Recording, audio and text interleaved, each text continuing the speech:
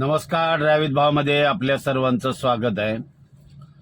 पुन्हा हा मी व्हिडिओ यासाठी पोस्ट करतोय की ज्यांच्याकडे नवीन गाडी आलेत आणि ते नवीनच गाडी चालवायला शिकलेत आणि त्यांच्या घरामध्ये बहुतेक त्यांनी गाडी शिकली असेल, म्हणजे चांगल्या पद्धतीची गाडी शिकली नसतील, ते कधीतरी गाडी काढली आणि मी गाडी चालवतो हा आविर्भाव जो आहे ना तो मनात ठेवलाय आणि त्याच्यानंतर त्यांनी नवीन गाडी घेतली. त्याला बोलतात ना हौशी गाडी चालवणं. याच्यात खूप फरक असतो. चांगल्या पद्धतीनं गाडी चालवणे आणि हौशी गाडी चालवणे याच्यात जमीन आसमानचा फरक आहे. पहिला हा व्हिडिओ बघा, नंतर आपण बोलू.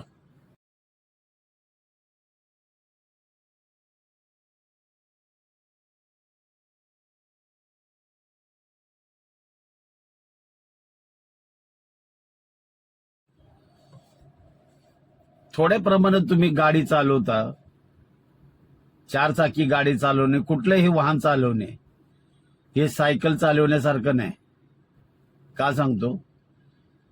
चारचाकी चालवणे आणि सायकल चालवण्यामध्ये भरपूर जमीन आसमानचा फरक आहे. आणि काय हौशी जे असतात ते म्हणजे स्वतःला ते ओव्हर कॉन्फिडन्स समजतात की मी गाडी चालवतो.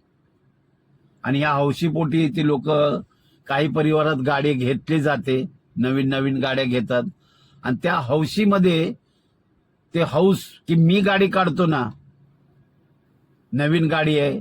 काय काय लोक बोलतात हा नवीन गाडी घेतली, तुम्ही घ्या गाडी पुढे, गाडी बाहेर काढा. असं कधीही करू नका.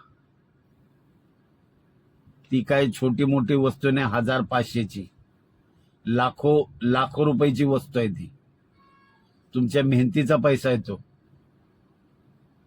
माझं का मत असतं, मी का असं मत मांडतो की ती छोटी म्हणजे 1000-500ची वस्तू नाही की पटकनी ती घेतली, जर बिघाड झाला तर त्याला 200-400 रुपये खर्च येईल.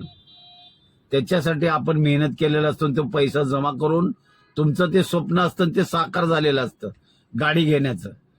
त्यावेळेला काय करायचं, एखादा ड्रायव्हर घ्या, ती गाडी विधिवत पूजा करून बाहेर काढायची, घरी यायचं. ज्या ठिकाणी तुम्हाला खाली रोड मिळेल, थोडंसं पटांगण मिळेल, अशा ठिकाणी तुम्ही गाडी चालवायला शिका.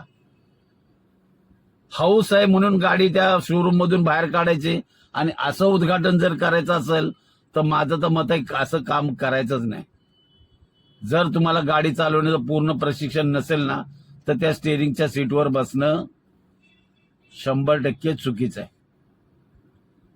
असं कामच करायचं नाही की ज्यामुळे त्या गाडीचं नुकसान होईल. गाडी अजून घरात आली नाही, त्या गाडीचं नुकसान झालं आणि पुन्हा काय लोक म्हणणार की अरे अपशकुन झाला, हे झालं. हे सगळे भापक कथा आहे त्या.